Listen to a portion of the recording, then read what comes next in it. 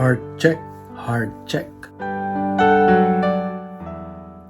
You keep chasing happiness, but why do you still feel empty? Maybe because happiness fades. Humuhupa, nawawala. But joy is different. Kagalakan ay naiiba. In today's gospel, Jesus Christ says, "Remain in my love." Then He says something powerful. "I have told you this so that my joy may be in you and your joy may be complete." Think about that. Jesus is not just offering temporary happiness. He's offering lasting joy. So let's be honest. A lot of people look happy online.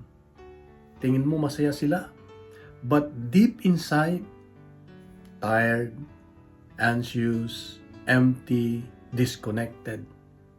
Because many of us are trying to fill spiritual emptiness with temporary things like attention, success, entertainment, validation.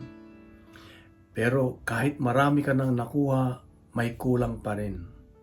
Even if you feel like you have it all, but there's still that emptiness. Why? Jesus is teaching us this. Joy is not found in having more.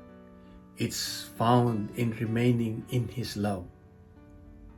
I repeat, joy is not found in having more. It's found in remaining in His love.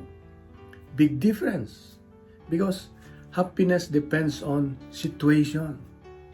But joy, it comes from connection with God. If you want real joy today, you know what you should do? Number 1, stay close to God daily. Even a short, sincere prayer matters. Number 2, stop depending on temporary validation.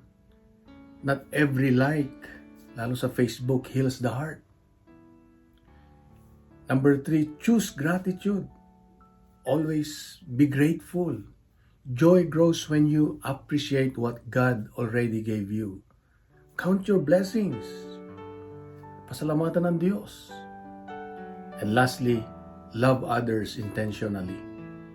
Real joy increases when love is shared. Hindi kailangang perfect life. Just a connected heart. If you feel hurt, if you feel lonely or sad, connect to God right away. Pray and depend on Him. Say thank you for all the blessings and love others, serve other people. Sometimes the reason we lose joy is because we slowly drift away from the source of it. And Jesus is saying, remain in me. Remain in my love. Not visit, not occasionally. Remain in my love. So today, ask yourself, am I chasing temporary happiness or lasting joy? Because in the end, a heart connected to God will always find a deeper kind of joy. And so let us pray to God. Lord Jesus, teach me to remain in your love. When I search for joy in the wrong places, bring my heart back to you. Fill me with joy that only you can give. I ask this in Jesus' name. Amen. And Father, the Son, and the Holy Spirit. Amen.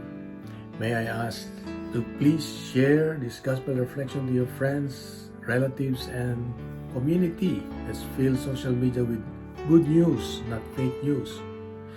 And let's make the Word of God viral.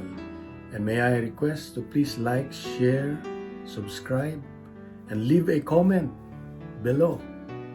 Let's say Amen, or just say how God blessed you, or how did you feel, how did you experience His love. God bless, and God is good.